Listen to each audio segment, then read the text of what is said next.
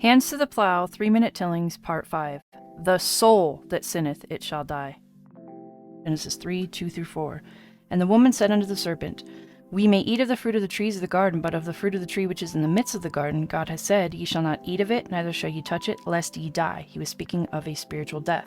And the serpent said unto the woman, Ye shall not surely die, speaking of a carnal death. But God says, Ezekiel 18:4, Behold, all the souls are mine, as the soul of the Father, so also the soul of the Son is mine. The soul that sinneth, it shall die.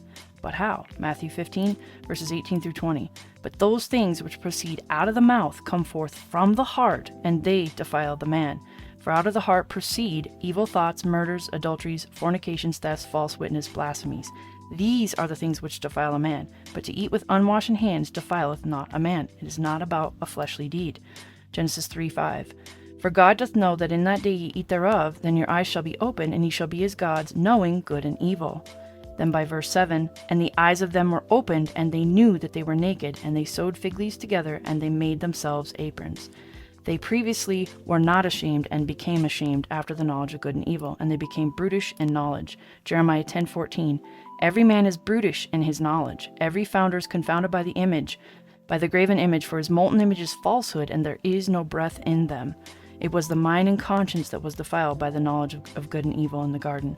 Titus 1:15. Unto the pure all things are pure, but unto them that are defiled and unbelieving is nothing pure, but even their mind and conscience is defiled. Now we know, Romans 7:14, the law is spiritual. For we know that the law is spiritual, but I am carnal, sold under sin. This is where every man was in their brutish knowledge. They became carnal and brutish. Romans chapter 8, verse 7, because the carnal mind is enmity against God, it's war. For it is not subject to the law of God, neither indeed can be. That is why those that are in the flesh trying to keep the law in from their carnal mind, trying to keep their flesh under that law, they that are in the flesh cannot please God. James 2:10, For whosoever shall keep the whole law and yet offend in one point, he is guilty of all. Because man, with their carnal knowledge, being carnal in the mind, focusing and minding after the flesh, make vows to God they cannot and do not keep. When thou vowest a vow unto God, defer not to pay it, for thou hast no pleasure in fools. Pay that which thou hast vowed. Better is it that thou shouldest not vow than thou shouldest vow and not pay. Suffer not thy mouth to cause thy flesh to sin. Neither say thou before the angel that it was an error. Wherefore should God be angry at thy voice, and destroy the work of thine hands? It is his will, 1 Timothy 2:4, who will have all men to be saved and come unto the knowledge of the truth. The knowledge of the truth takes us out of the carnal mind and puts us back to being alive in the spirit. The carnal mind has to be crucified.